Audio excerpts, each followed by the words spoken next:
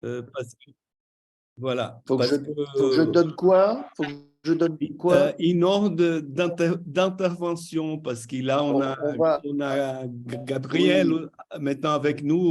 on va commencer par Gabriel parce que j'ai reçu des mails de lui. Je veux bien intervenir, mais payez-moi le double. J'ai dit d'accord, vu qu'il était payé zéro, mais enfin, il a quand même un sale esprit. Euh, Oui, voilà, bah, écoutez, je vais être très rapide parce Attends, que je attends, Gabriel, attends, on va oui, peut-être recommencer parce que j'ai dit des bêtises. On va peut-être recommencer. il y a eu un orage terrible à l'endroit où je suis, ça a coupé toute communication et c'est vraiment dommage parce que c'était vraiment passionnant. Alors, je suis arrivé trop tard aussi parce que, bon, pour des tas de raisons, enfin, bref, j'ai pas bien entendu Bernard Koest. Donc, je peux pas te mettre, ça va être très intéressant, mais après, Nicolas Boulet, c'était vraiment très, très intéressant et Olga aussi. Et bon, ce que je peux dire, c'est pas en prolongement, mais disons que ça s'accorde vraiment très, très bien, tout ça avec ce que j'ai entendu, surtout Olga. Alors, bon, ce que je voulais dire, c'est bon, c'est Attends, sûr. excuse-moi Gabriel, on va recommencer avec Gilberto. On va Le- couper l'enregistrement et recommencer l'enregistrement. Maintenant? Oui, parce que là, on a parlé un petit peu. Oh, De- mais ça, il n'a pas de problème, François, parce tu fais des ciseaux. après, je ferai une édition. Très bien. Est-ce que tu préfères commencer là ou c'est moi qui présente le truc? Comme tu veux. Toi qui fais, toi, c'est le commandant. Le commandant chef, Entendu. c'est toi, allez. Ah oui. Vas-y. Attends, le commandant va commander. Voilà. Alors, chers amis, bonjour. Nous sommes donc le 13 juin 2023. C'est le 4e colloque Retina San Paolo et nous travaillons sur la problématique suivante, existence et numérique.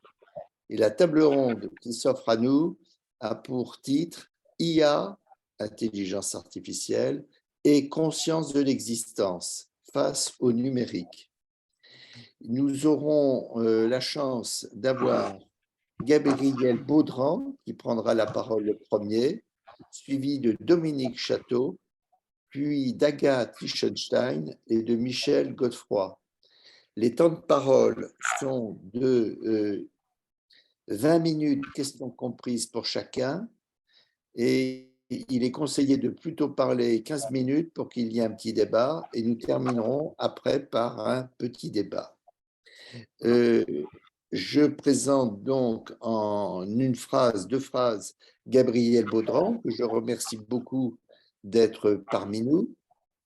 Gabriel est un mathématicien, mais c'est en même temps quelqu'un qui est ouvert à tout, je veux dire par là, à la poésie, la philosophie. Il pratique aussi la photographie, notamment la photographie fractale.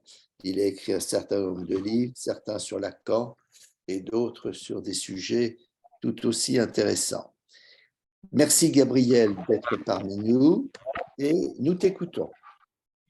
Oui, voilà, donc je disais que je serais rapide parce que voilà, j'aurais dû intervenir tout à l'heure, mais j'ai pas pu pour des tas de raisons. Donc, j'ai juste vous dire ce que j'avais, enfin le plan quoi, que j'avais prévu. Mon exposé, c'était le numérique précède de l'existence d'une manière un petit peu farfelue, disons.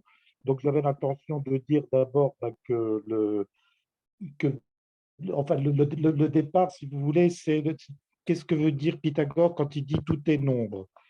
Est-ce que, voilà, et on va essayer de comprendre ça. Donc, dans un premier temps, Pythagore, on peut le comprendre de deux manières. On peut dire soit tout est réglé par les nombres, soit effectivement tout est nombre. Alors, tout est réglé par les nombres, et ben, ça débouche sur les mathématiques, ça débouche sur effectivement les mathématiques expliquent tout, ou alors mais l'univers est réglé par les nombres, mais c'est pas la même chose de dire tout est nombre. Ça, c'est un petit peu mystérieux et ça peut donner lieu à des dérives de la numérologie, enfin, toute une mystique un petit peu pénible. Mais peut-être que ça signifie autre chose. Donc ensuite, j'avais pensé à dire qu'est-ce que c'est le nombre avant le numérique? Alors, avant le numérique, le nombre, on pense bien sûr aux mathématiques, mais les mathématiques, il y a aussi un problème d'essence et d'existence. Mais enfin, bon, c'est pas tellement le sujet, mais enfin, disons que les mathématiques contemporaines ont basculé du côté de l'existence, disons, hein. C'est-à-dire que c'est plus, on crée pas les mathématiques, on considère plus que les mathématiques, c'est une espèce d'essence éternelle, c'est plutôt de l'existence et on se retrouve comme ça dans une espèce de liberté. Voilà. Alors après, il y a le surgissement, enfin, l'origine, disons, d'où vient le numérique. Alors là, j'ai trouvé un article très intéressant qui m'a passé François Soulage, qui explique qu'en fait, l'origine du numérique, c'est dans la pensée du cybernétique. Il y a von Neumann qui en a parlé dans les années 50, et c'est le moment de l'existentialisme, c'est le moment du structuralisme, c'est le moment où on bascule effectivement de la pensée. Enfin, l'existence précède l'essence. C'est à ce moment-là que ça bascule. Donc, la pensée cybernétique, ben c'est ça, c'est-à-dire que on ne s'occupe pas de l'humain, on se fixe des objectifs chiffrés et tout doit suivre, tout est au mépris de. Alors on peut le voir, et la pensée cybernétique, elle est très très présente maintenant. Ça a donné, d'après cet article, ça a donné lieu aux dérives à l'intelligence artificielle. Il dit que c'est un prolongement naturel de la pensée cybernétique, de l'utilitarisme, si vous préférez. Mais la pensée cybernétique, on est vraiment dedans, hein. Alors, je n'ai pas le temps, mais c'est là, par exemple, c'est des exemples franco-français, mais par exemple, Anne Hidalgo qui dit qu'il faut, je ne sais pas, voilà, il faut diminuer la circulation automobile à Paris de 60%. Alors bon, c'est une étude certainement très sérieuse, mais voilà, après, tout doit plier devant ça. Voilà. Et même pour les objectifs du GIEC, là, les objectifs chiffrés du GIEC, c'est un petit peu la même chose si on y réfléchit. Voilà, donc c'est ça l'origine, disons, du numérique, hein, c'est ça. Alors ensuite, là aussi, je vais aller très vite parce qu'on connaît toutes les dérives, hein. Enfin, on voit au moins on voit le triomphe du numérique, hein, à travers ChatGPT qui nous a bien réveillés parce que l'intelligence artificielle, c'était un petit peu en arrière-plan, quoi. On l'utilisait tout le temps, mais sans s'en rendre compte. Mais oui, maintenant, voilà, hein, c'est-à-dire que elle écrit plus vite que nous, elle lit plus vite que nous. On est très dérangé par ça. Et ne parlons pas de la photo. Alors là, Nicolas Boulet, c'est vraiment, c'est très très intéressant ce qu'il fait. Enfin, parce que les photos qu'il fait et encore plus les photos qu'on peut voir de visages qui n'existent pas, c'est extrêmement dérangeant. C'est quelque chose qui est très, très, très dérangeant. Alors, Nicolas Boulet, il en fait quelque chose, disons, de artistique, mais les photos brutes de personnages qui n'existent pas, c'est très, très dérangeant. Voilà, alors donc, tout ça, c'est le triomphe du numérique. Et maintenant, très rapidement, je voudrais en tirer comment comment comprendre que le numérique précède l'existence? À mon avis, ça veut déjà dire que le numérique a préséance sur nos existences humaines. Il a déjà préséance, c'est évident, hein. On peut penser aux employés de Amazon qui sont commandés par des intelligences artificielles. Enfin, c'est bon, il y a des tas d'exemples. J'insiste pas là-dessus, mais je rejoins Olga. Alors ça, c'est vraiment formidable. Enfin, je rejoins Olga. Elle dit que enfin, du moins, je dis moi, mais je pense que c'est un petit peu ce que j'ai compris chez Olga, c'est-à-dire que une des caractéristiques de l'intelligence artificielle, c'est qu'elle est binaire, hein. C'est vraiment le oui/non. c'est le tiers exclu mathématique. Et ça veut dire, voilà, ce que je crée, ça existe. Et sinon, ça n'existe pas. Donc ça, c'est le premier, c'est une caractéristique très forte du numérique. Une autre caractéristique très forte, c'est l'innocence. Hein, quand il y a un problème avec le numérique, c'est pas de la faute du numérique, c'est de la faute de celui qui l'emploie. Voilà, il y a quelqu'un qui s'est suicidé, mais ça ne remet pas en cause le numérique du tout. Voilà, donc le numérique est innocent, le numérique est binaire, le numérique est tout puissant, est omniscient. Donc ça nous oriente vers quoi? Ça nous oriente vers une idée de divinité. Alors pour terminer, hein, je conclus. Saint Jean, il avait dit au commencement était le verbe. Eh ben, on peut corriger, on peut dire au commencement était le numérique. Et je termine en disant, là aussi, dans le Magnificat, on peut détourner le Magnificat et dire gloire au nombre, au numérique et à la numérance, comme cela était au commencement, maintenant et toujours et dans les siècles des siècles. Voilà, j'en termine sur ce résumé. Merci Gabriel. Là, tu nous présentes les choses. Je tiens à dire que Gabriel a écrit un texte que j'ai lu avec gourmandise et qui paraîtra. Profitons donc de cette manière d'intervenir pour poser quelques questions à Gabriel. Qui veut prendre la parole? Allez-y. Là, comme on est en petit groupe, on ne va pas en rester simplement aux gens qui sont dans cette session, mais tout le monde peut prendre la parole. Alors, moi, je veux bien commencer. Est-ce que pour toi, Gabriel, le numérique, c'est quelque chose de spécifique et qui semble opérer par une sorte de point d'inflexion, un changement par rapport aux mathématiques, ou est-ce que c'est une continuation des mathématiques? Non, je crois que vas-y. la mathématique, c'est une espèce de parenthèse. Moi, je vois ça comme une espèce de parenthèse. C'est-à-dire que Simone Veil, elle parle de l'obéissance. L'univers obéit est dans une espèce de nécessité et d'obéissance. Et je pense que les mathématiques et disons la culture humaine, enfin l'humanité, c'est quelque chose qui a la possibilité de désobéir. On peut, ou alors on peut obéir, mais de son plein gré, disons. Et c'est quelque chose avec le numérique qui disparaît. Je pense que le numérique, c'est vraiment enfin, c'est très osé ce que je dis, si vous voulez. Mais je pense que c'est la fin de l'humanité d'une certaine manière, quoi. On va retourner à l'obéissance, on va retourner à la nécessité.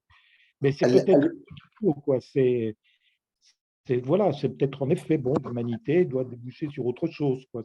C'est peut-être pas si grave que ça, quoi. Ça peut être gênant pour nous, mais voilà, c'est comme ça. Enfin, l'humanité. On voit bien quand même qu'elle est en bout de course, disons, hein, à tout point de vue. Alors, il y a une question qui va être posée par Bernard Keust. Oui, à la suite de ce que tu dis, là, Gabriel, ça me fait un petit peu dériver et à penser les choses, enfin, à t'entendre, on pourrait penser, comme souvent je le fais, que ce que finalement l'humain peut faire, il va le faire, même si c'est contre lui-même. Est-ce qu'il n'y a pas une espèce de trajectoire comme ça qui serait, alors je me rends compte que je rejoins une certaine idée d'un destin, mais il y aurait quelque chose, par exemple, on trouve que c'est pas bien de créer des embryons pour s'en servir à des fins bizarres, mais on va le faire quand même puisqu'on peut le faire. On peut cloner l'humain, on va le faire. On peut écrire des nombres qui nous emprisonnent, on va le faire. Est-ce que je sais pas, Oui, c'est ça. C'est-à-dire qu'on peut, Oui, oui, on peut désobéir à la nature, disons, quoi. C'est ça, on a la possibilité de désobéir à la nature, on le voit tous les jours. Enfin, et effectivement, quand on peut le faire, on le fait.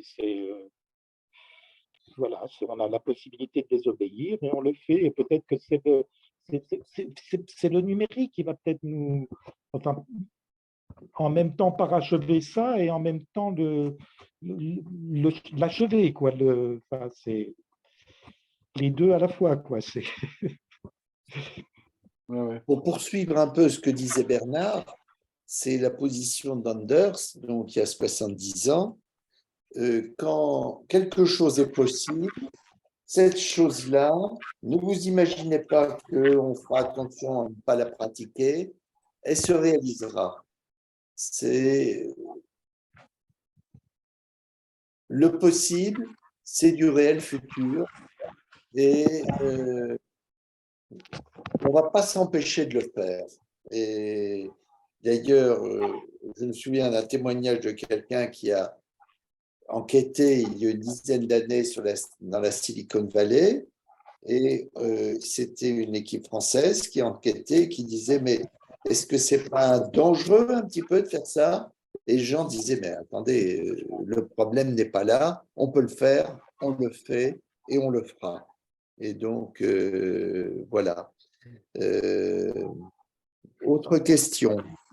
Mais là, l'instinct de survivre, est-ce qu'on va aller contre notre instinct? Gabriel, Oui, on peut imaginer qu'on va aller contre, mais je crois qu'il ne faut pas se faire trop d'illusions, quoi, hein. Je pense que c'est…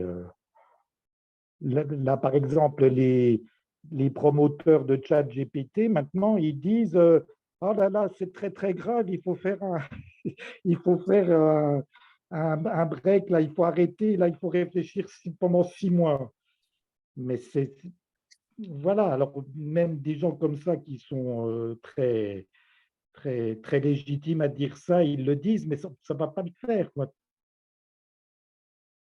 et alors, est-ce que les artistes ne peuvent pas justement travailler à partir de cela, travailler sur cela? Prenons un exemple qui serait l'exemple de la littérature.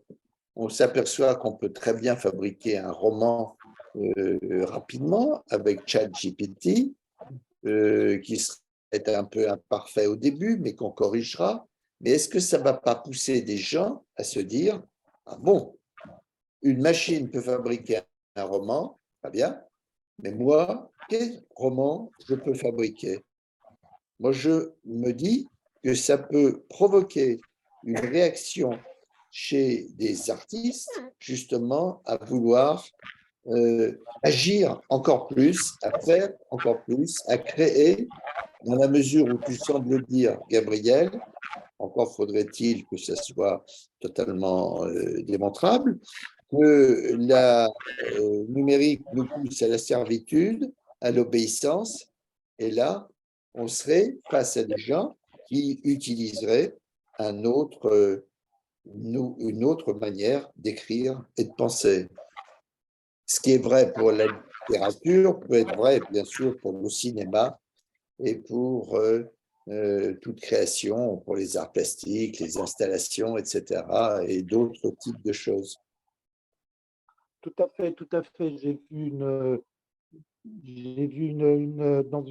à l'Institut culturel mexicain à Paris. J'ai vu une installation d'un artiste, d'un référence là, dans mon article, qui attire l'attention aussi sur les travailleurs du numérique, parce que nous, on est plutôt les utilisateurs, mais il faut voir aussi du côté des travailleurs.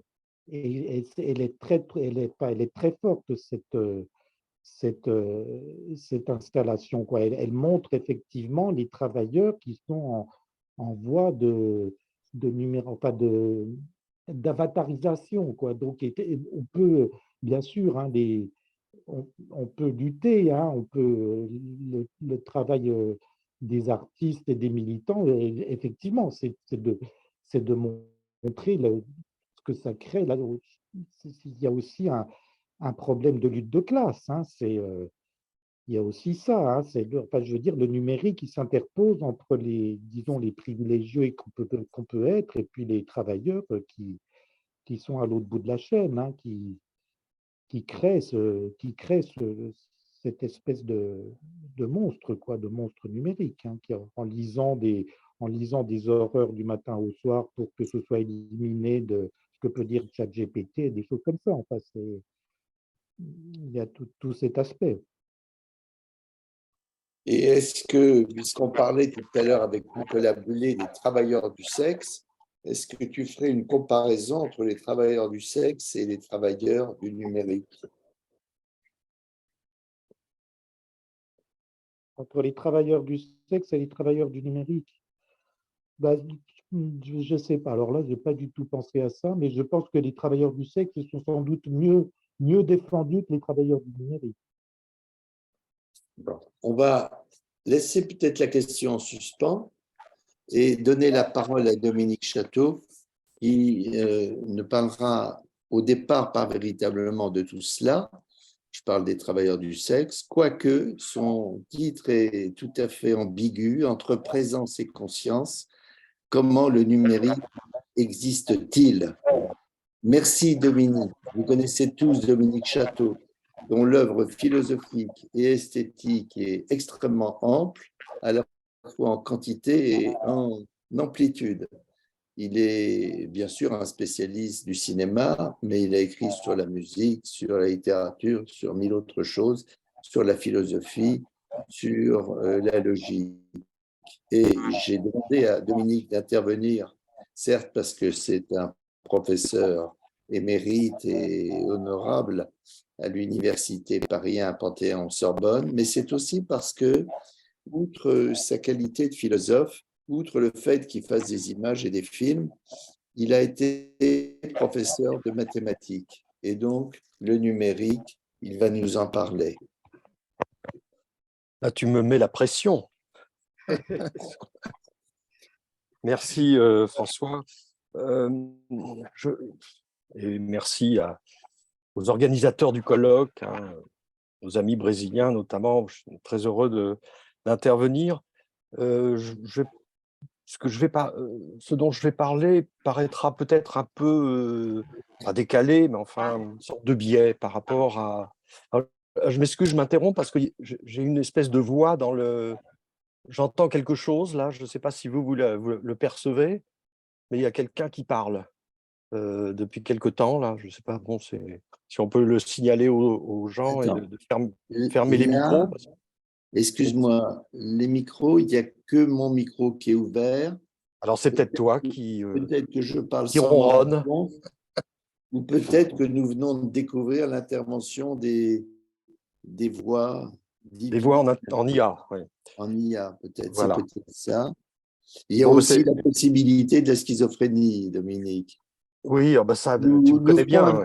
Nous ferons un petit bilan grâce à Michel Godefroy dans 15 minutes. Voilà, d'accord. Mais je sais bien, oui, tu me connais tellement que, évidemment, ce genre de choses ne peut t'échapper.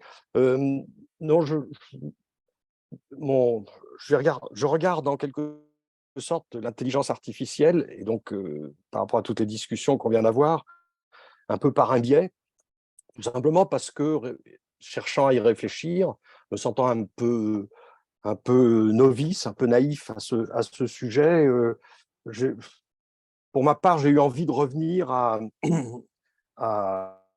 quelque chose que je maîtrise peut-être un petit peu mieux, et, dans la perspective à la fois philosophique et sémiotique, qui est l'image numérique. Bon, qu'est-ce que c'est que l'image numérique? Quelle est la façon dont elle existe?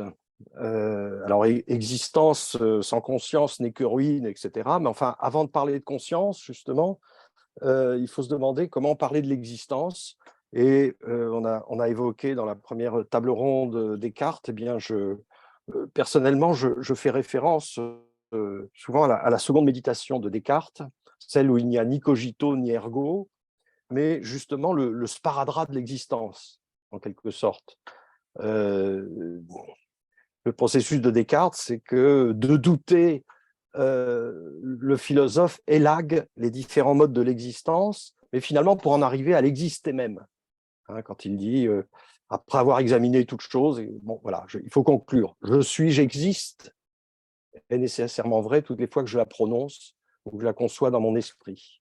Voilà, alors c'est ce modèle que je suis pour essayer de réfléchir sur l'image numérique, et à partir de là, sur le numérique d'ailleurs, on va le voir. Donc j'élague aussi, comme Descartes, et j'essaie de repartir du noyau de l'existé. Hein, et en développant par ailleurs, en m'aidant de Peirce, l'existence selon 3 critères, qui est l'existence comme présence, comme actualité, comme conscience. Voilà, voilà en gros la perspective, très en gros. Mais je vais en venir tout de suite à des choses un peu plus concrètes par rapport à notre sujet. Donc, une tache de couleur considérée dans son authenticité, un bleu comme bleu, c'est pour Peirce ce que donne la présence, c'est-à-dire l'exister encore potentiel, de n'être pas encore actuellement attesté. Or, pour lui, la présence, c'est en même temps ce qui caractérise la compétence de l'artiste. D'ailleurs, c'est un paradoxe intéressant, hein, l'artiste est un expert en présence.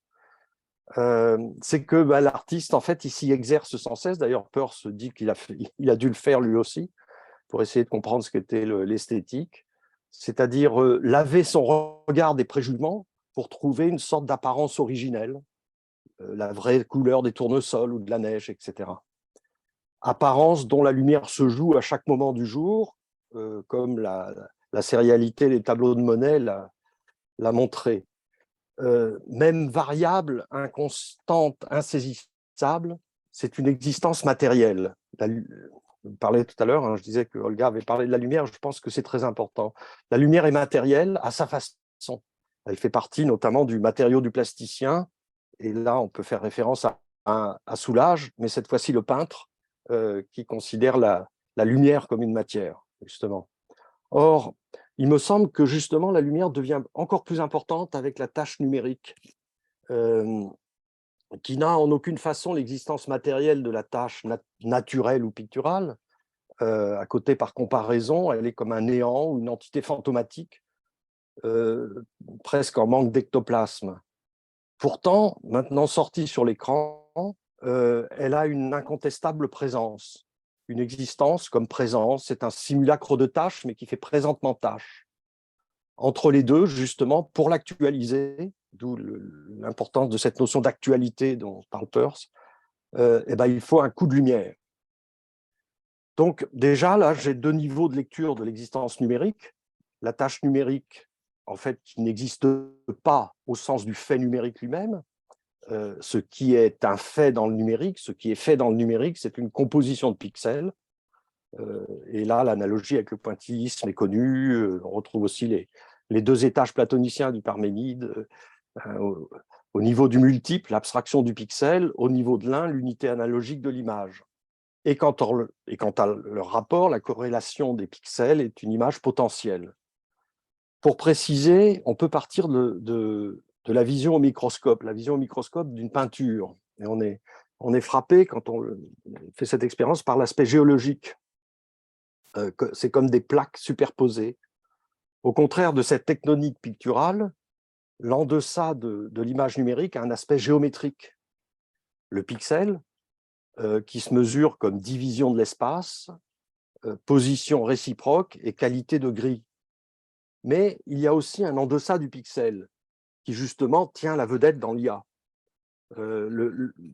Alors, il y a un discours actuel sur l'IA justement qui est que ça convergerait vers l'échange des images entre machines, ouvrant sur une sémiotique visuelle non humaine.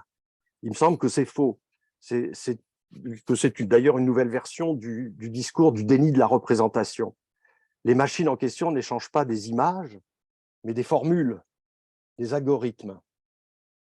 Ça veut dire qu'on doit être très clair, évidemment, sur la notion d'image. Par définition, hormis l'image mentale, évidemment, l'image est un objet aussi bien la photographie qu'on tient dans la main qu'une apparition écranique, un objet sur lequel figure une représentation, laquelle adresse à nos yeux une forme plus ou moins analogique. Évidemment, toute représentation n'est pas analogique, et l'image abstraite est une limite intéressante pour cette définition de l'image, parce que l'image abstraite utilise les moyens analogiques de représentation de l'image pour ne pas représenter, du moins indirectement. Voir par exemple le second Kandinsky qui abandonne les formes floues de l'abstraction lyrique pour un symbolisme, au demeurant d'ailleurs lui-même extrêmement vague pour le récepteur. Or, l'image numérique, elle, n'est pas abstraite en ce sens. Elle est abstraite en un sens plus radical, qui se rapproche de la manière dont le concept est une abstraction de l'image mentale. C'est-à-dire, je reviens à cette idée d'élagage, décidément, hein, un élagage radical des divers aspects d'indicialité qui définissent l'image, indicialité interne comme externe, mais surtout interne, plastique, pour arriver au noyau sémantique, exactement justement comme Descartes arrive à la pensée de l'existence, comme une sorte de noyau. Le concept prend son autonomie par rapport à l'image, alors que l'image numérique reste attachée à l'image, telle une amorce. On pourrait dire en quelque sorte que l'image numérique est une proto-image, avec le sens de proto, le double sens de proto, c'est-à-dire ce qui est avant et ce qui est au début. Comme avant, elle n'est pas une image, mais comme début, elle est presque une image. Un mode d'existence intermédiaire du presque que je trouve fascinant. Parce que presque exister, c'est en un certain sens ne pas exister, ne pas être ce qu'on est destiné à être, ne pas être encore ou déjà l'image. Mais presque exister, c'est en même temps être au bord de l'exister. La formule, l'algorithme du numérique est au bord de l'image. La grande question du rapport au numérique est dans cette incertitude, ce basculement qui se fait ou ne se fait pas. La formule peut rester dans l'ordinateur, peut rester dans les disques durs. Mais l'utopie de l'échange non humain des images par les machines de l'intelligence artificielle voudrait que le basculement ne se fasse plus jamais, l'humain étant désormais en vacances, définitivement disparaissant, d'être devenu inutile. Bon, il risquera fort à ce moment-là de se révéler à nous humains, s'il en reste, que l'inutile est ce qui compte le plus. Au vrai, il me semble que l'humain n'est pas seulement sauvé par le fait que l'image est néantisée, si elle ne préoccupe personne, mais d'emblée sauvé par le fait antérieur que la dématérialisation est relative. Le pixel a une géométrie, il a des dimensions, hauteur et longueur, et une position relative dans l'espace où il existe. Au plus profond des données numériques, le géométrique nous ramène à un aspect de l'humain. La comparaison du pixel, notamment avec la tesselle, ce petit carré composé dans les carrelages et les mosaïques, est intéressante. D'autant plus qu'en biologie, on parle de théorie mosaïque, celle principalement de Georges Chapoutier, pour qui tous les phénomènes du vivant, des cellules aux phénomènes mentaux, relèvent de deux principes d'association, la juxtaposition d'entités identiques et leur intégration les unes par rapport aux autres. Eh bien, de même, les pixels se juxtaposent identiques et rentrent dans un processus d'intégration. Et d'ailleurs, l'identité de ces éléments est relative. C'est une identité de similarité au niveau basique RVB, rouge, vert, bleu, mais au niveau où le récepteur humain reçoit le message qui lui est adressé, celui de la synthèse additive, s'opère le mélange des pixels couleurs de base RVB selon des intensités variables. Au plus simple, rouge plus vert donne jaune, mais en baissant l'intensité du vert, on obtient l'orange. La peinture ou l'argentique fonctionne par synthèse soustractive. Pour la peinture, le mélange soustractif de couleur matière. La synthèse additive est le mélange additif de couleur lumière. Bon, voilà. Déjà, on a là un double mode d'existence du numérique. Le mode d'existence au premier niveau, c'est l'exister en mosaïque. Au second niveau, celui de la relation avec le récepteur humain, c'est l'exister en nuances de couleurs. Et ce qui importe à ce niveau de la réception humaine, ce n'est plus la répétition mosaïque dans l'espace géométrique, sinon on ne verrait que les pixels identiques, mais une différenciation singularisante. Et c'est, là encore, il faut y insister, la lumière qui actualise cela. En quelque sorte, le corpusculaire devient ondulatoire à ce niveau. En physique quantique, on discute pour savoir si la lumière est à la fois onde et corpuscule, ou ni l'un ni l'autre d'ailleurs, mais autre chose. S'agissant de l'image numérique, on a un vrai dualisme avec deux plans d'existence radicalement dissociés, la base invisible et le résultat visible. De plus, alors que le résultat visible nous conduit dans l'autre sens, là où le numérique et l'argentique se rejoignent d'ailleurs, savoir l'esthétique comme expérience sur la base des organes sensoriels humains, la base invisible peut être encore approfondie en termes de codage informatique de la valeur des couleurs, ce qui nous est présent à considérer, tandis que nous prenons conscience théoriquement de ce qui reste insu dans la pratique, au niveau le plus abstrait de son existence, l'image peut être le résultat d'une pure formule, du moins lorsqu'elle est créée de toutes pièces par un programme informatique. Sinon, elle est obtenue par un convertisseur de l'analogique au numérique, par exemple un appareil photo. À noter qu'au niveau informatique, l'image peut exister dans le stockage d'un disque dur et toujours rester invisible. Son signe, c'est son étiquette dans le Finder, sans quoi l'humain et son propre appareil sensoriel passeraient à côté. Jusqu'à nouvel ordre, il faut cliquer sur les étiquettes et à force de le faire, se fatiguer la main. Pour redevenir sérieux, le passage de l'abstrait informatique au concret de l'expérience de l'image traverse des plans d'existence superposés entre lesquels s'effectuent des conversions successives. Il faut la médiation d'une carte graphique qui convertit les bits en valeurs couleurs pour que l'image soit révélée dans sa présence. Il est clair que c'est de l'inconscience, ou mieux de l'irréflexion des niveaux inférieurs, que peut naître le sentiment de présence que nous donne l'image. La révélation sémiotique de l'image numérique obéit au principe de constitution du signe que Peirce définit comme le processus, je le cite, de rendre efficientes les relations inefficientes. Il se passe quelque chose de ce processus dans le passage du plan informatique abstrait au plan visuel concret. Techniquement, c'est une conversion et sémiotiquement une révélation. Je m'amuse avec ce vocabulaire religieux. Pour que l'image numérique nous donne le sentiment de la présence de quelque chose, il faut effectivement que le numérique subisse une conversion qui actualise l'image sous son aspect iconique, au sens large de la ressemblance, mais qui ne se limite pas aux figures. Finalement, il faut distinguer sans doute aussi la présence de l'image et ce qu'elle rend présent. Par inconscience de l'origine artificielle de telle image, on peut la prendre pour le reflet d'une réalité extérieure.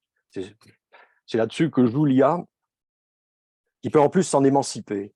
Mais je l'ai dit, contrairement à ce qu'on entend parfois, libérée de l'humain, elle ne travaille pas les images elles-mêmes, mais les formules. C'est là le paradoxe du réalisme qui ne distingue pas entre le sentiment de présence que procure l'image et l'extériorité de ce qu'elle présentifie. Le réalisme est une idéologie, en fait, c'est la croyance que ce que je perçois du monde extérieur est réel en tant que tel. C'est un idéalisme naïf, finalement. L'halluciné est un réaliste qui s'ignore. Mais bon, ce disant, je m'évade vers ce troisième plan sans lequel ce que je viens de dire serait resté en rade, le plan de la pensée, du mental. Il me semble que cette évasion n'est pas seulement théorique, au sens négatif d'une production de théoricien, celui qui veut faire compliqué, à l'endroit des simples choses, pour évoquer le Shadok. Comme pour Descartes, la pensée de l'existence justifie la pensée. Notre commerce avec l'image numérique est doublé d'un ressenti mental dont nous faisons l'économie avec l'image analogique. Le sentiment proto-théorique, même dualité de proto, c'est pas encore mais presque. Donc le sentiment proto-théorique d'un quasi-néant, la monotonie géométrique de l'espace pixelisé, mais qui se transforme en représentation réelle, si réelle, trop réelle. Alors j'ai perdu mon texte, j'ai presque fini. Oups, il est là. Ce n'est peut-être qu'un moment. C'est comme un voile qui passe devant les yeux et s'évanouit et qu'on oublie aussitôt. À ce moment, en tout cas, on fait l'épreuve de la fragilité du réalisme. C'est une vertu de l'IA, finalement, que de nous mettre face à cette fragilité du réalisme. Je pouvais croire que ce que je voyais par l'analogique était l'empreinte d'un réaliquette non transformé mais arraché. Je peux entrer dans ce même déni de la représentation avec le numérique, surtout quand il procède de l'IA. Mais si je pense, ne serait-ce qu'un bref instant à la source de cette abduction, l'idée trouble me vient d'une forgerie. Bien plus que l'image fugitive des pas empreints dans le sable ou sur la neige, c'est l'illusion possible, insistante, d'une origine réelle. Voilà, je vous laisse avec un koan zen qui demande, sous forme de question, une illusion peut-elle exister? Je vous remercie.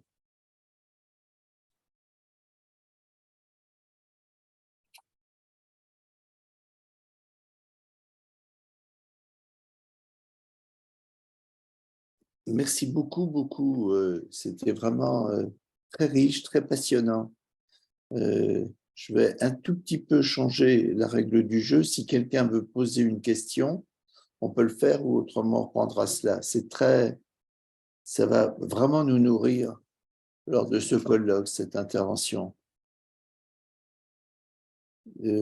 je pose la question. Agathe, je pense, veut poser une question. Pardon, Agathe, allez-y, Agathe. Oui, c'était. J'ai la réaction que je vais enlever. C'était plus une remarque que j'ai trouvée intéressante. Je ne sais pas si vous êtes familier avec le terme d'hallucination par rapport à l'IA. Vous avez mis en lien hallucination, réalisme. Et donc, les erreurs de l'IA sont appelées des hallucinations. Oui, tout à fait. Donc, il y a quelque chose aussi.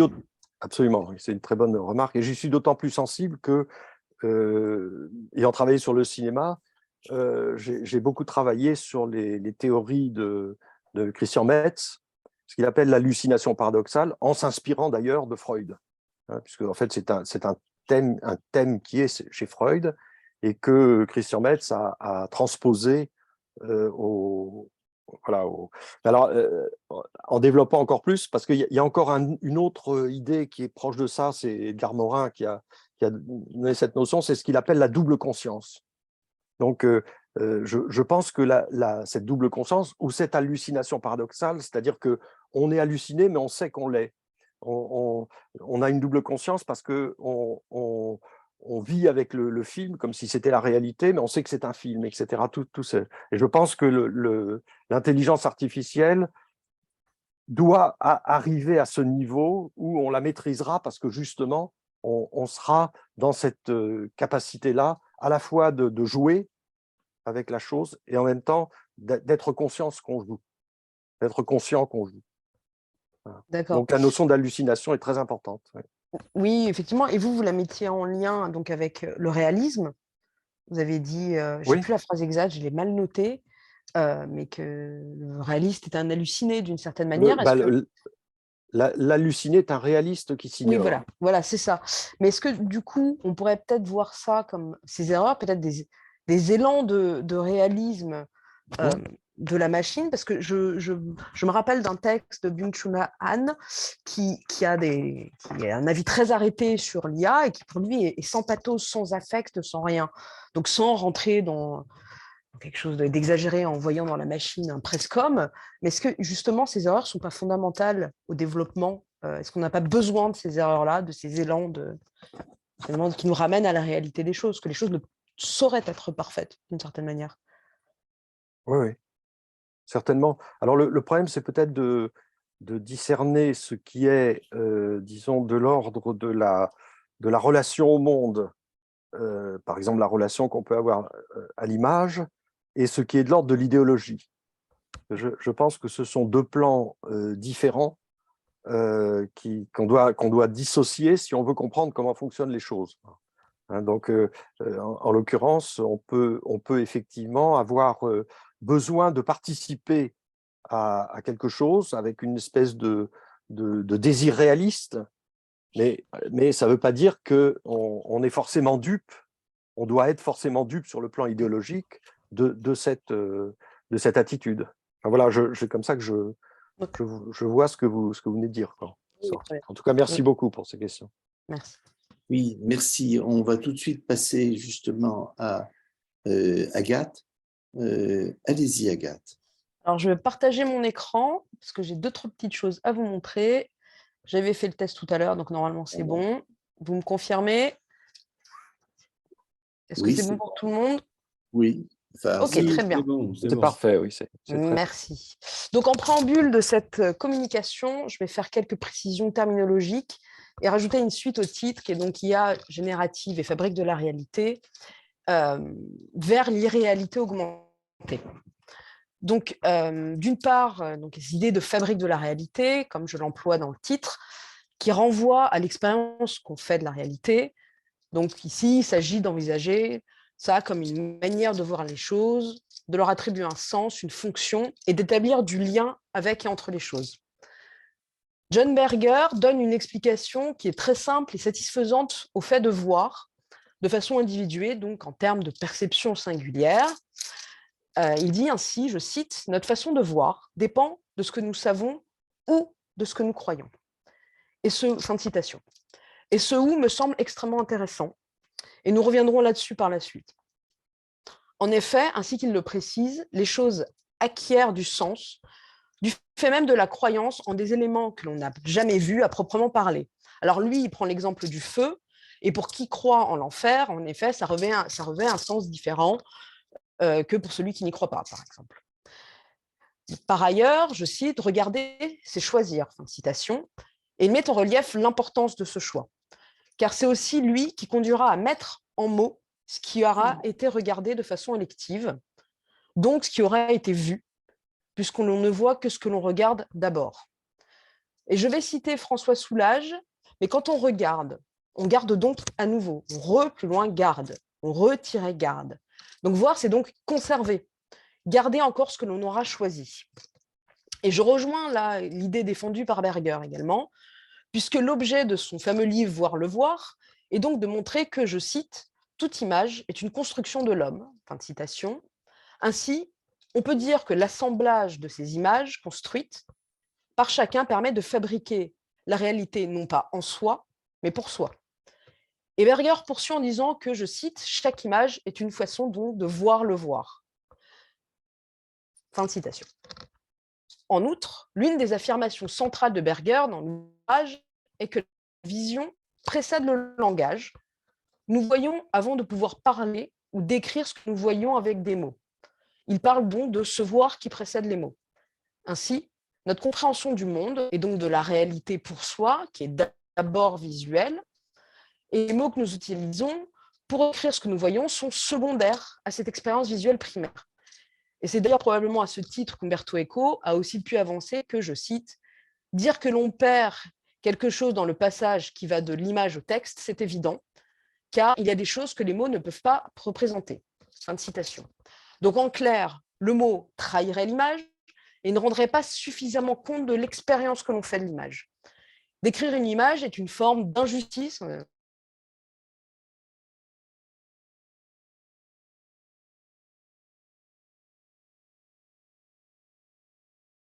Vous entendez quelque chose? Moi, je n'entends plus. Non. Non, moi, je Et- l'entends plus non plus. On l'entend plus, oui. Je Non, crois puis qu'on on a est- un problème d'Internet avec Agathe là-bas. Oui. Ouais. Eh oui, oui. Et alors, Elle a disparu d'ailleurs. oui. Elle est disparue. Là, c'est. Décidément, hein, il y a des... Oui, elle n'est pas. Vous êtes ensemble, Gabriel et Agathe? Tu peux nous le dire? Ah bah oui, je vois Agathe derrière Gabriel. Ah voilà. Et Agathe s'est transformée. Elle est brune. Ah oui, elle est brune maintenant, elle a des lunettes. Mhm. Bon, mes amis, qu'est-ce qu'on fait? On sort notre Michel Godefroy. Vas-y, Michel. Ben, je veux bien, oui. Je regrette vraiment beaucoup parce que, oh, il se C'est trouve la que séance d'ailleurs, interrompue. c'est un, voilà, séance sus interruptus, absolument, oui. C'est Absolument. ça. Je- je- Attendez, je parce regrette. qu'elle vient de... Elle Ah, vient de... ça y est, Elle de revient, repartir. voilà. À c'est tout à l'heure. Pâques.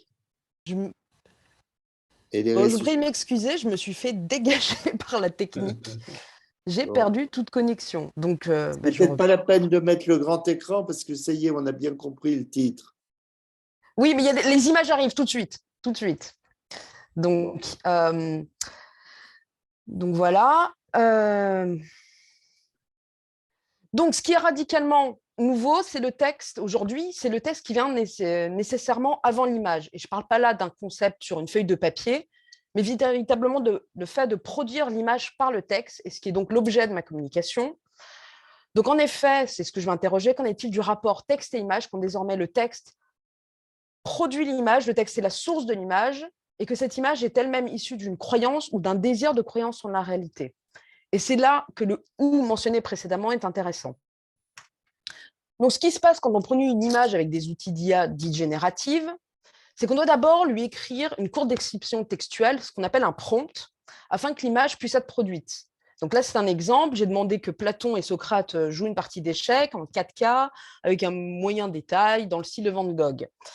Donc, un prompt est tout simplement un synonyme de requête au sens large, et c'est une instruction qui est donnée à l'IA pour l'indiquer quelle image on veut obtenir.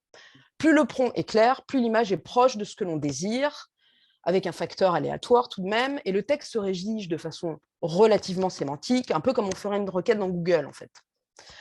En revanche, il faut aussi être un technicien de l'image, et au moins un peu un historien de l'art, puisqu'il est préférable d'ajouter des directives, que ce soit l'angle de vue, le cadrage, la lumière, les couleurs, ou même le style, la manière copiée de l'artiste, etc. Rapidement, vous avez des boutons UI, U1 et V1, ici sur Midjourney, qui signifient upscale et variant, donc c'est augmenter la qualité, faire des variations. Donc on parle donc d'IA générative, car elle génère des images. On peut aussi générer des vidéos, du texte, du code, etc. Et si, comme le dit Monzin, je cite, l'image n'existe qu'au fil des gestes et des mots qui la qualifient, la construisent, comme de ceux qui la disqualifient et la détruisent, fin de citation, le changement de paradigme est tel que l'image existe désormais aussi, car il ne faut pas disqualifier les formes précédentes, préalablement par les mots qui vont permettre de la produire. Donc aujourd'hui, produire une image revient à savoir rédiger un paragraphe de texte d'abord, et je dis bien texte et non pas code. Effectivement, durant la vague d'innovation actuelle, l'accent est mis sur ce qu'on appelle des systèmes génératifs, donc des LLM, Large Language Model, et ces IA génératifs de texte permettent de comprendre mieux comment ça fonctionne. Donc on a des systèmes qui génèrent des résultats plausibles, qui donnent aux gens l'impression que la réponse est correcte, ou en tout cas qu'elle est satisfaisante, en tant que l'on peut y croire si l'on veut y croire. Et ça fonctionne ainsi. Le but d'un LLM est de continuer raisonnablement, quand on tape du texte, le texte qu'il y a déjà. Et il s'agit donc d'estimation de probabilité. Ces LLM sont formés avec des grandes quantités de texte qui sont produits par des humains. En tout cas pour l'instant. Le texte est donc la base des images, des IA génératives actuelles, y compris celles pour produire des images, donc comme Midjourney ou DALL-E.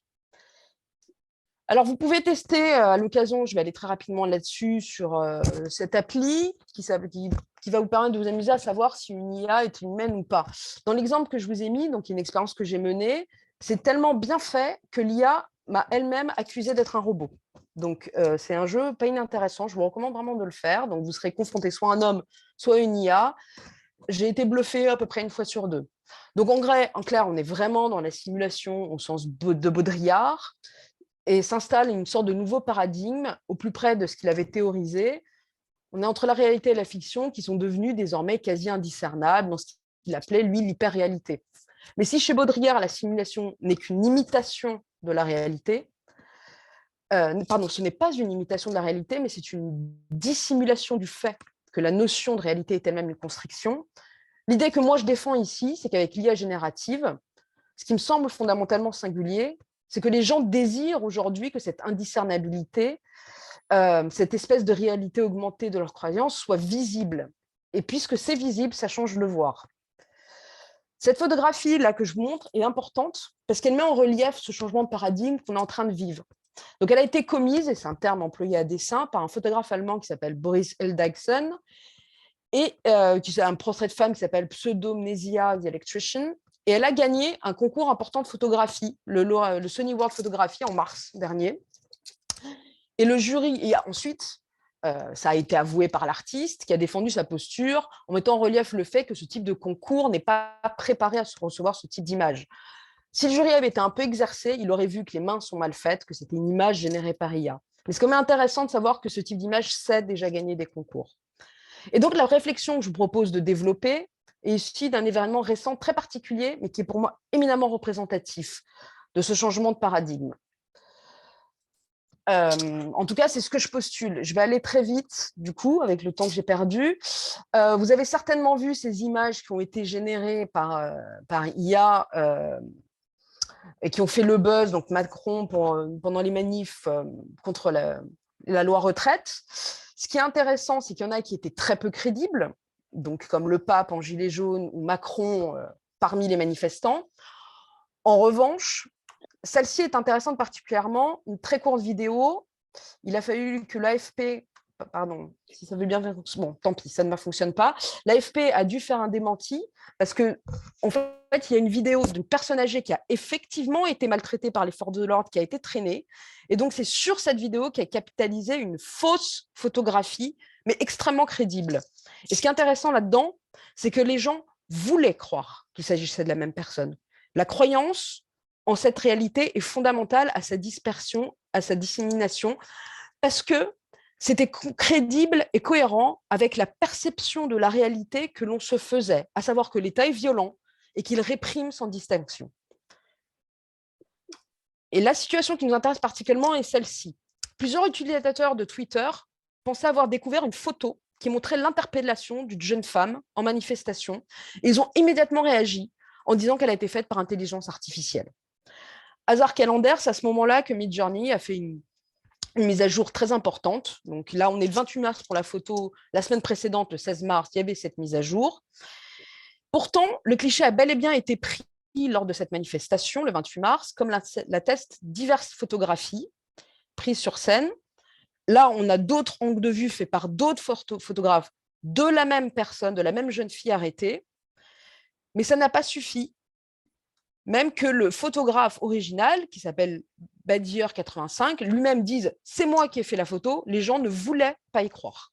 Ce qui était important, c'est que cette photo soit développée comme étant faite par IA, et ça a dominé le discours.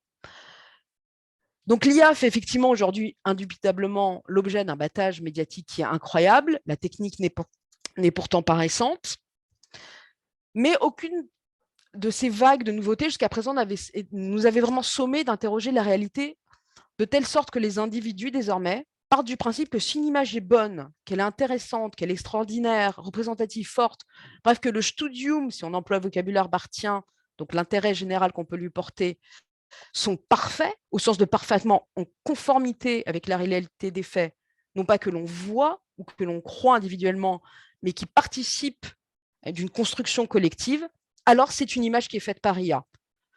Et c'est ça que j'appelle, c'est ce phénomène que je souhaite appeler en tout cas l'irréalité augmentée, c'est-à-dire c'est une réalité qui est conditionnelle, qui peut-être en deux mots, peut-être en un seul mot. Et il est intéressant de remarquer que l'on met moins en avant la nécessité d'une réflexion sur la contrepartie de ce changement de paradigme, où des productions issues d'IA sont déjà intégrées dans les esprits, et les images qui en sont issues sont nombreuses. Et la conséquence première étant désormais que les photographes doivent prouver qu'ils sont auteurs de photographies. Et c'est donc à l'homme maintenant, au photographe, au créateur, que l'on demande de justifier de son œuvre, et à la machine, qui est pourtant voleuse, puisqu'elle crée à partir de bases de données existantes, la machine, elle, est laissée en paix. Et donc, c'est en réalité au photographe de prouver la réalité de son travail. Donc, très rapidement, pour conclure, croire que de fausses images sont vraies, alors tout à fait, ça n'a rien de nouveau. La propagande politique, on sait qu'elle en est truffée, le montage, tout ça appartient à l'histoire de la photographie. En revanche, soutenir envers et contre tout que de vraies images sont fausses démontre déjà un impact saisissant que les intelligences artificielles génératrices d'IA font à la perception de la réalité, donc au voir. Et si notre façon de voir dépend de ce que nous savons ou de ce que nous croyons, elle dépend aussi désormais de ce que nous fabriquons. Je vais conclure là-dessus pour ne pas m'étendre plus. C'est un spoiler sur le reste de l'article. Je suis désolée du hockey technique de tout à l'heure. Mais en tout cas, c'est plutôt des questions que je pose comme ça. Donc, est-ce que le problème de l'artiste qui vient avec ses IA, c'est pas de devoir prouver qu'il fait de l'art, lui? Voilà. Donc, je vous remercie. C'est nous qui vous remercions, Agathe, parce que vous êtes vraiment au plus près de la question. Et c'est en étant au plus près de la question qu'on comprend bien les problèmes. On a 2-3 minutes pour poser des questions à Agathe, puis après on donne la parole à Michel, et puis après on fait un petit débat général. Qui veut poser des questions à Agathe? Suzette? Non? Vas-y, Suzette. Oui, Agathe, comment tu as trouvé alors le travail que tu fais comme artiste, photographe, les images, l'esthétique, tu as trouvé OK pour toi? Moi-même, je ne suis pas artiste en tant que telle, hein. J'analyse ce que je trouve en ligne. Je suis vraiment du côté de la théorie. Du coup, vous me demandez quelle est mon approche esthétique de ce genre d'image? Oui, Mais c'est toute la question, c'est exactement la question que je me pose, parce que je me demande finalement si le futur de ce genre d'image, on va devoir réguler la création de ces images. On en parle partout, de l'éthique, de l'IA, mais est-ce qu'on peut même imaginer réguler l'expérience esthétique? J'entends par là, est-ce qu'il va falloir amoindrir la qualité de ces images, donc contrôler l'expérience esthétique d'une certaine façon pour éviter que les gens se trompent, ou on va laisser naviguer jusqu'à ne plus pouvoir discerner? Et donc, d'une autre manière aussi, rendre sauvage l'expérience esthétique. Voilà, pour l'instant, c'est la question que je pose. Je suis d'accord avec vous, je n'ai pas la réponse. Donc, je travaille là-dessus. ok, merci. Mais c'est très intéressant parce que l'œuvre d'art n'a jamais essayé de justement dire ceci est vrai, ceci n'est pas vrai, ceci est réel et ceci est irréel. Mais aujourd'hui, un peu partout dans le monde, on sent monter une vague où il faut être politiquement correct et où l'œuvre d'art n'a plus de sens. C'est simplement maintenant des messages idéologiques où il faut dire ceci ou dire cela. Ce qui est un petit peu frappant, c'est cette conjonction entre la grande force des dictatures technologiques et d'autre part la grande force des donneurs de leçons idéologiques. Et je trouve qu'il y a une conjonction qui nous promet des lendemains qui ne chantent pas. C'est Mais, pour l'anecdote, mais oui, là, les sénateurs ont demandé à mettre en place la surveillance algorithmique dans l'espace public en France. oui, Euh, donc, on va aussi même enfin, on va au-devant d'une nécessité, d'une urgence, en fait, de réfléchir à ce genre d'images. Qu'est-ce qu'on en fait? oui. Elles sont faillibles malgré tout. Mais ce n'est pas la même chose de faire des images à des fins comme ça, j'allais dire, soit de plaisanterie, de combat, de ceci, de cela, et faire des œuvres d'art. Mais enfin, je parle trop. Dominique veut poser une question et surtout, il y a Michel et le retourne. Vas-y, Dominique.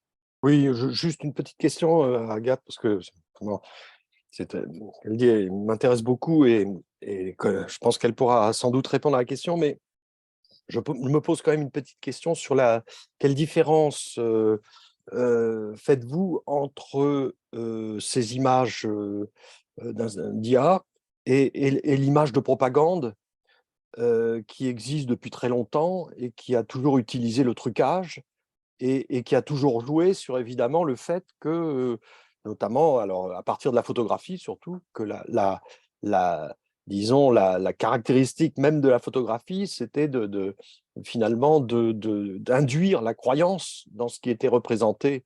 Donc, quelle est la différence entre ces images-là que vous venez de montrer? Moi, je ne vois aucune différence entre ça et, par exemple, les fameuses images de propagande soviétique ou chinoise où on a supprimé des individus, on a remplacé par d'autres, et de toute façon, on ne l'a su que parce que, évidemment, au bout d'un moment, il y a une recherche documentaire qui se fait, et à partir de ce moment-là, évidemment, voilà. Est-ce qu'il y a La une différence différence, entre les deux? c'est une très bonne question. Effectivement, c'est quelque chose que j'ai dû abréger là. Mon postulat est que la différence n'est pas du tout dans la manière de les faire, mais dans la posture esthétique qu'on adopte. C'est-à-dire qu'il n'y a dans ces images finalement pas de dissimulation du fait que la réalité est construite. On le sait. Donc on choisit en fait de les réceptionner comme tels. Et c'est aussi que c'est une construction non pas étatique, c'est pas le pouvoir vers les gens, mais c'est une construction collective pour construire un pouvoir. En tout cas, c'est mon postulat, du moins. C'est ce qu'on appelle les complotistes, par exemple, avec tout l'aspect vague de cette définition complotiste. C'est des gens qui utilisent ça énormément. C'est qu'ils co-construisent ensemble des narratifs et pas du tout de la même façon que les États ont pu le faire quand Staline supprimait des gens ou des choses comme ça. Donc, c'est finalement de quel le sens de la modification. Voilà, maintenant, recherche en cours. Donc, je serais ravie d'en discuter avec vous. D'accord. Écoutez, on va suspendre là parce que on va donner la parole à Michel Godefroy. Michel Godefroy va nous parler de l'IA et de l'ICS, de l'intelligence artificielle et de l'inconscient. Et Michel a écrit un grand nombre de livres sur l'esthétique, mais aussi sur la médecine et sur l'articulation entre la médecine et l'esthétique. En effet, non seulement il est médecin, psychiatre, psychanalyste, il est auteur, il réfléchit à tout ça, et c'est un compagnon de travail extrêmement riche. Et je suis très content qu'il vienne là clôturer cette deuxième table ronde, parce qu'avec son point de vue à la fois très précis et très sage, il va nous permettre d'approfondir le problème. Michel, tu as comme tout le monde 20 minutes, et si la fin c'est un peu plus court, je veux dire, si le débat c'est entre 3 minutes entre nous, ça sera 3 minutes entre nous. En tout cas, on te remercie beaucoup d'avoir eu la gentillesse de participer à notre aventure. Écoute, c'est évidemment moi qui te remercie, qui remercie tout le monde de cette organisation. Il se trouve que ma position en fin de parcours m'a permis d'apprécier vraiment l'ensemble. C'est formidable ce que j'ai entendu aujourd'hui, je crois tout confondu, surtout que tu l'as toi-même remarqué, à la fois de la part de Bernard Koest, de Nicolas Boulet, d'Olga, de ce qu'on vient d'entendre, Dominique Château, etc. Effectivement, il y a toujours un rapport, il y a toujours un lien avec quelque chose de l'ordre du psychisme, enfin, quelque part. Il y a des interprétations, on a parlé d'hallucination, on a parlé, bref, on ne va pas revenir là-dessus, ça nous a entraîné un petit peu loin. Enfin, je voulais dire surtout que mes quelques phrases vont probablement trouver là un écho de ce qui a été dit. Alors allons-y, intelligence artificielle et inconscient, pourquoi ce sujet? À la mesure de son expansion, le double psy que je suis, que tu as souligné, ne peut pas faire l'impasse sur le lien entre ces trois concepts que sont l'intelligence, son caractère artificiel et l'ensemble des phénomènes qui relèvent du système conscient-inconscient. L'intelligence, dont l'étymologie latine définit le sens de choisir entre, interlego, legere, donc faculté de comprendre, voit par ailleurs sa définition s'élargir selon les contextes culturels, scientifiques ou philosophiques. Le caractère artificiel, en donnant l'aspect d'une habile et industrieuse combinaison de moyens, voire une ruse frauduleuse si on en croit le littré, plonge son observateur dans la perplexité quant à sa valeur intrinsèque. La conscience, enfin, est indissociable de ces appendices latéraux que sont le préconscient et l'inconscient. Alors, essayons d'envisager ce qui unit ces différents termes pour terminer sur l'inconscient lui-même et sa confrontation inattendue avec l'intelligence artificielle. On a ici parlé de la conscience mieux que je ne pourrais le faire. Je me contenterai de citer deux auteurs ou associés célèbres dans les domaines de la psychiatrie et de la psychanalyse. Le premier est Henri Hay, que je cite souvent, pour lequel elle est, je cite, la modalité de l'être psychique par quoi il s'institue comme sujet de sa connaissance et auteur de son propre monde. Cette conscience de la conscience n'est possible que chez un être vivant dont la vie est irréductible à un déterminisme purement mécanique. Fin de citation. Elle est donc liée à des notions qui vont de la connaissance à l'émotion et de la pensée à la sensation. Plus sobrement, Laplanche et Pantalis s'attachent au sens descriptif de la conscience comme étant une qualité momentanée parmi l'ensemble des phénomènes psychiques. Ils citent Freud, qui précise « L'accès à la conscience est lié avant tout aux perceptions que nos organes sensoriels reçoivent du monde extérieur. » Fin de citation. Ce qui fait indirectement référence à cette zone du psychisme qu'est l'inconscient, tenue par lui comme entièrement autonome, un système hermétique de détermination. L'exemple du rêve montre que l'inconscient ne peut affleurer à la conscience que sous une forme symbolique, déguisée ou déplacée, par métaphore ou métonymie, médiatisant le sens de l'inconscient dans ses signifiants ou ses représentants idéoverbaux. Ce qui a fait dire à Jacques Lacan, abusivement, selon son vieux camarade de Sainte-Anne, Henri Hay, que l'inconscient était structuré comme un langage. Passons sur les critiques, parfois fondées, de cette ambiguïté de la thèse freudienne qui veut que l'inconscient, dans sa forme substantive, résume toute l'activité de la vie psychique en faisant quasiment disparaître l'être conscient en s'en appropriant tous les attributs. Toujours est-il que, quelles que soient ces critiques, c'est la conception première de Freud qui doit être retenue quand, au moment de sa découverte, il a saisi l'inconscient pour ce qu'il est, c'est-à-dire le refoulé par la censure, donc par les instances de la conscience. Depuis Freud, l'inconscient représente bien autre chose que ce qu'entendait avant lui Leibniz, Schopenhauer ou Edward von Hartmann. Pour faire vite et illustrer les avatars du lien conscient-inconscient et ses conséquences pathologiques, rappelons que les troubles mentaux sont passés autrefois d'une malédiction divine à une définition pénale, puis d'une maladie organique à une pathologie de la relation considérée sous un angle phénoménologique, pour déboucher sur les théories métapsychologiques freudiennes, avant l'avènement dans les années 1960 des études scientifiques du système nerveux dont l'arsenal conceptuel va de pair, pour ce qui nous concerne, avec les aspects cognitifs de l'IA. Autrement dit, les neurosciences considèrent les mécanismes psychiques n'obéissant qu'à des règles cognitives où la pensée est analogue à un processus de traitement de l'information. Qu'en est-il alors dans cette évolution de la question de l'inconscient? On sait donc qu'au plan psychanalytique, il désigne un système constitué des contenus qui se sont vus refuser l'accès au système préconscient-conscient par le refoulement, contenus qui sont régis par des mécanismes spécifiques tels que le déplacement, le symbolisme, la condensation, que l'on retrouve dans cette grammaire névrotique que constituent les irruptions dans le quotidien, des lapsus, de la saillie des jeux de mots du Witz, des oublis, des actes manqués ou des néologismes.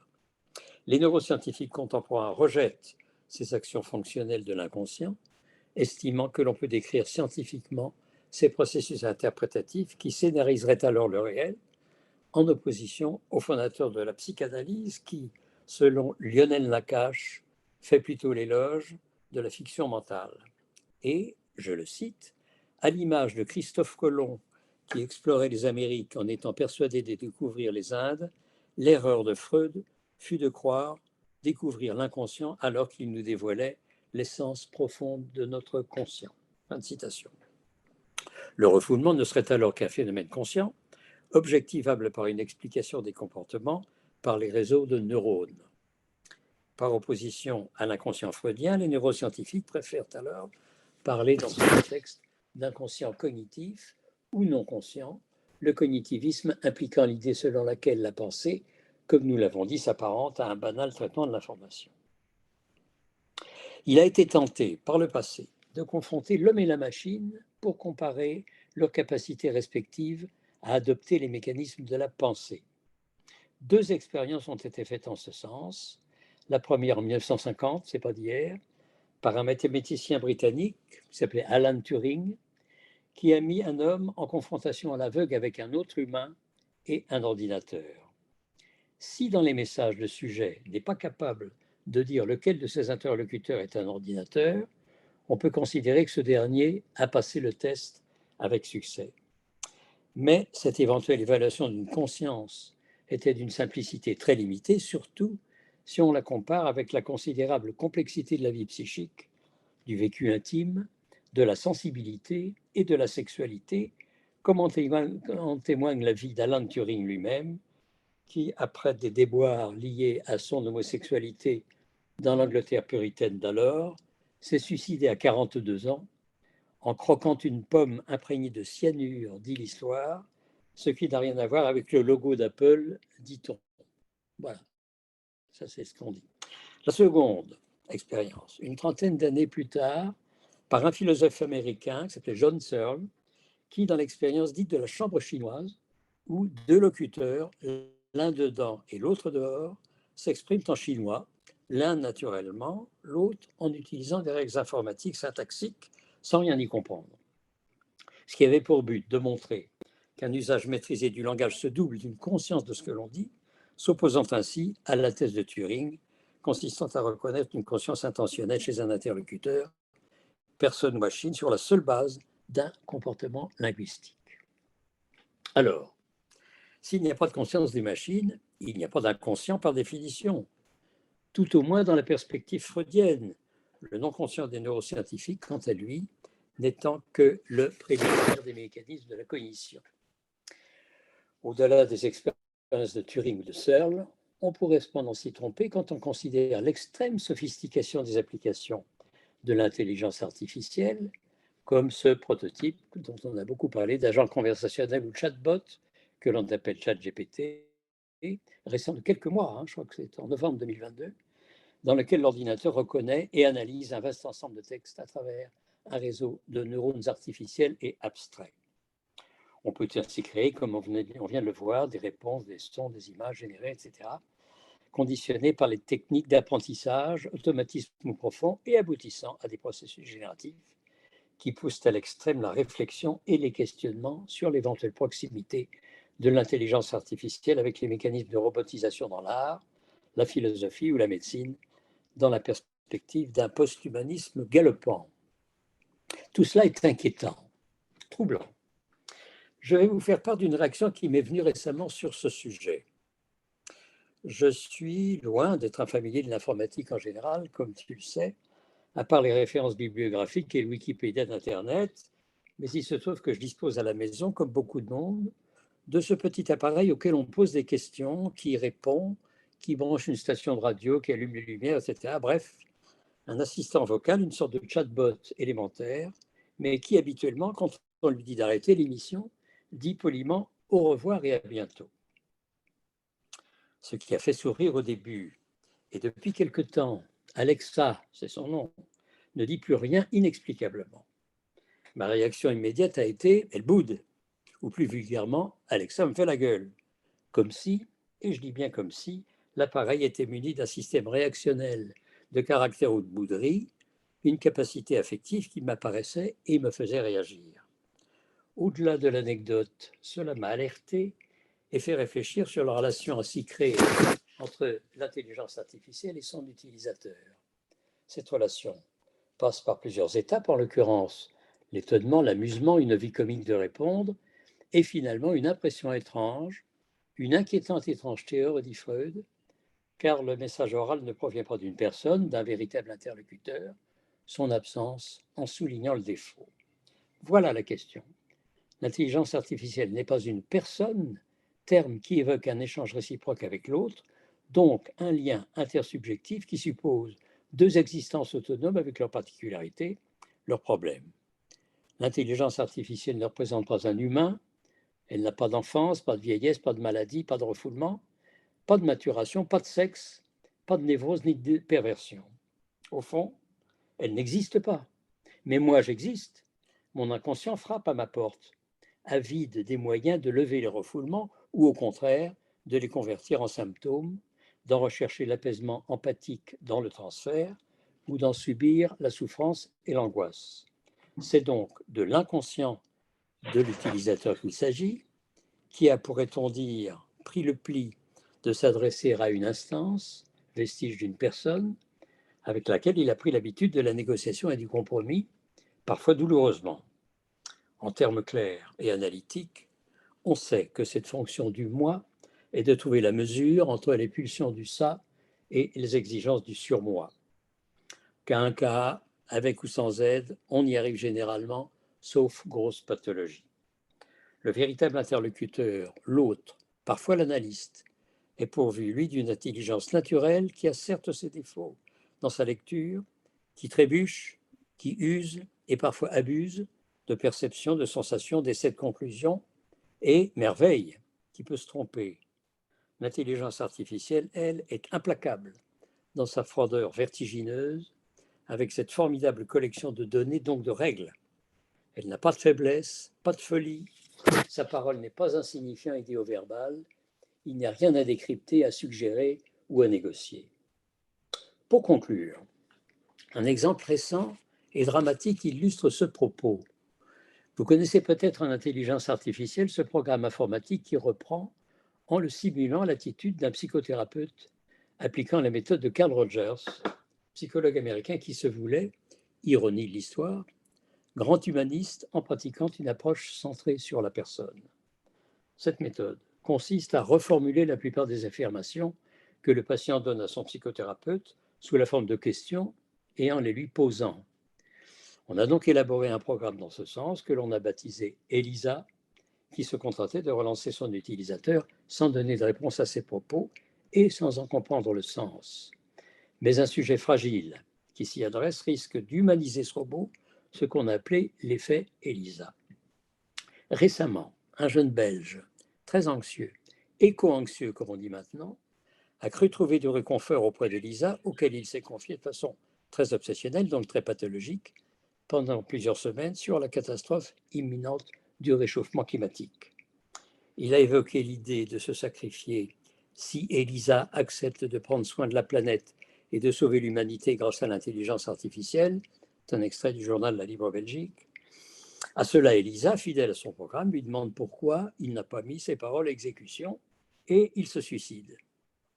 On doit évidemment redoubler de prudence devant ce type d'information, mais elle illustre le hiatus qui existe entre un sujet évidemment déjà suicidaire et la réaction dangereusement froide et lisse de l'intelligence artificielle. L'homme qui souffre, donc qui existe, a besoin d'un interlocuteur capable, sinon apte à l'empathie.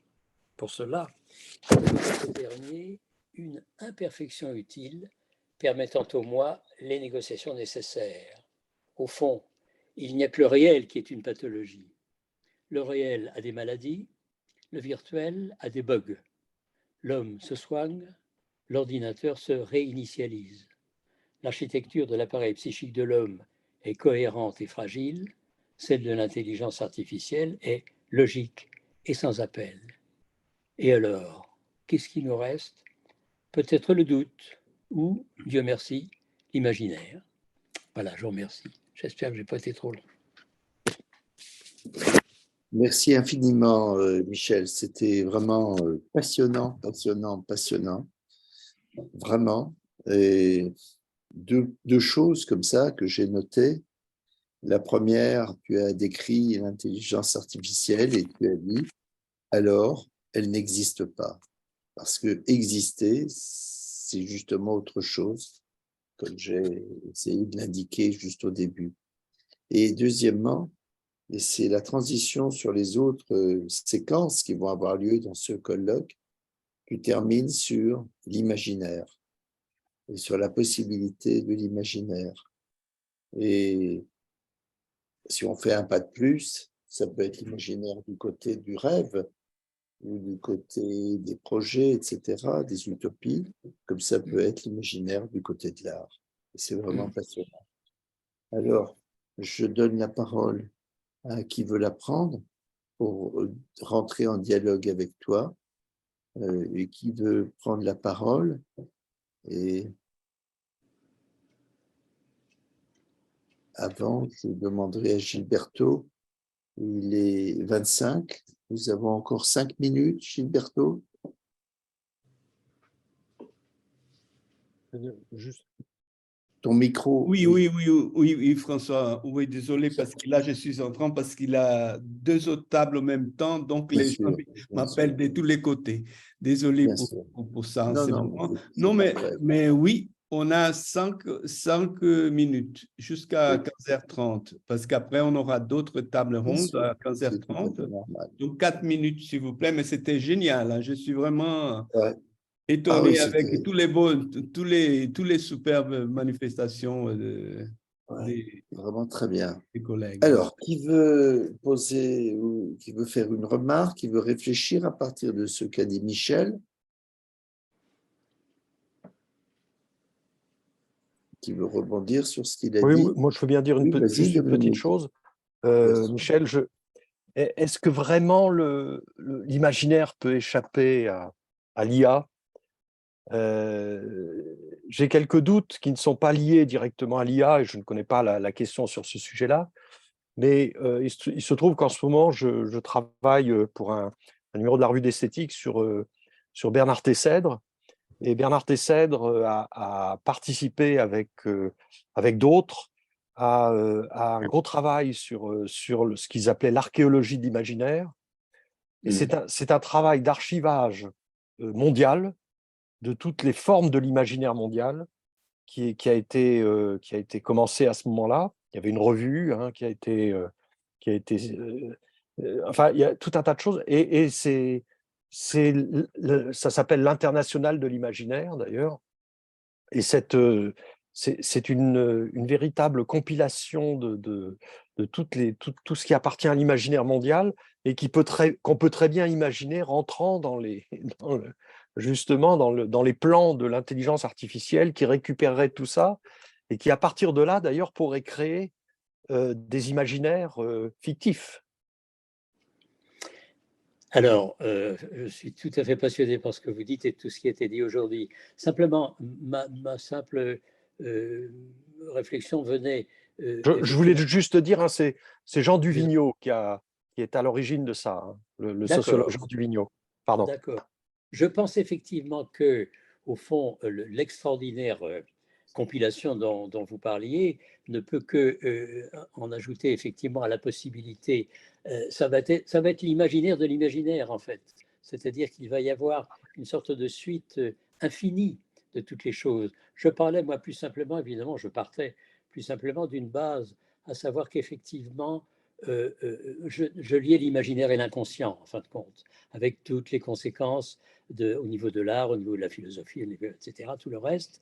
Et je partais sur le principe qu'effectivement, de ce fait, à l'instant présent, l'intelligence artificielle ne disposait pas de cette manière de régler peut-être les conflits, parce que, et là évidemment j'en arrive à un travail sur lequel je me penche actuellement, à savoir qu'est-ce qui se passe finalement dans la poussée créatrice, qu'est-ce qui se passe dans l'imaginaire en général du sujet, si ce n'est quelque chose qui prend sa naissance effectivement dans l'inconscient, dans les pulsions de vie, dans les pulsions de mort, etc., etc.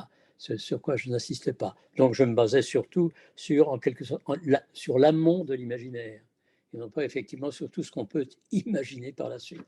Mais c'est passionnant ce que vous dites. Merci. Passionnant. Michel, merci beaucoup. Pour respecter l'ordre du temps, on va s'arrêter là. Mais avant, j'aimerais dire un certain nombre de choses. D'une part, je m'adresse directement à Léon. Est-ce que tu peux m'envoyer par mail immédiatement, j'en ai besoin vraiment ce soir, de ton adresse personnelle, si tu peux me l'envoyer juste à Zurich. Voilà. Autrement, je voulais dire que le colloque continue et qu'il continue à la fois aujourd'hui et il continue demain. Et je voulais m'excuser auprès de Gilberto et de Suzette parce que demain, je suis au colloque sur poussière et création où je dois faire une conférence. Si je peux, j'essaierai de m'échapper, mais n'ayant pas encore, malgré le Zoom, le don de la bilocation, je serai tiraillé un peu comme Gilberto était tiraillé tout à l'heure. On reprendra contact si jamais je ne peux pas vous voir, Gilberto et Suzette, très rapidement par mail et puis aussi par Zoom, mais tous les trois. Puis on verra l'avenir de tout cela. Je voulais dire aussi aux personnes qui étaient intervenues dans ces deux tables rondes de m'envoyer leurs textes comme je leur ai dit, là, le plus vite possible, parce que l'éditeur a un créneau pour accepter le texte à la fin de ce mois de juin pour le publier au mois de juillet. Alors, tout ça est très bien. Et je tenais encore à remercier non seulement les participants de ces tables rondes, et je reprends les noms, Michel Godefroy, Agathe Tischenstein, Léon Farinetto, Dominique Château, et aussi Gabriel Baudran, Olga Zvetkova, Nicolas Boulet et Bernard Keus. Et je voulais surtout remercier mes deux amis, Gilberto Prado, Suzette Venturelli et Myrthes Marans, que je connais moins. Ça donne vraiment envie de continuer, de refaire des tas de choses ensemble. On va continuer, c'est le 4e, on va aller au 5e. Et maintenant, précipitez-vous sur les autres palestras, les autres messa retanda plutôt, qui vont se trouver et qu'on va vous offrir. Et ça va être passionnant. Là, c'est sur le digital et le post-digital, sachant que nous avons fait avec Gilberto et Suzette un livre justement sur le post-digital et le post-contemporain qui est paru en français. J'aimerais continuer à parler, mais l'heure tourne et je dois céder la parole au silence. Merci, mon cher Gilberto. Je vois pas Merci où est-ce beaucoup, que François, et tout le monde était vraiment fantastique. C'est vraiment dommage parce qu'il faut pas qu'il faut qu'on aille dans d'autres tables rondes parce qu'il est temps déjà fini là pour nous. Mais ça va continuer exactement et on verra avec François et Suzette pour les actes de ces colloques là plus tard. Bon, ça vous aurez des nouvelles de nous à ces propos. Et je vous remercie beaucoup parce que c'était vraiment génial. Tous les conférences, on peut le dire. On commençait génialement avec François les matins et après avec ce deux superbes tables rondes là. Merci beaucoup. C'était vraiment génial. Et vous êtes bien sûr invités à participer des autres interventions aujourd'hui, demain. OK? Merci beaucoup à vous tous. Là. Merci Gilberto. Merci. Merci à Merci tous. à vous. revoir. Là. À bientôt. Merci. Merci. À Et j'attends bientôt. l'adresse de Léon. Merci beaucoup. Voilà. Au Merci. revoir. Merci, au revoir. Merci beaucoup.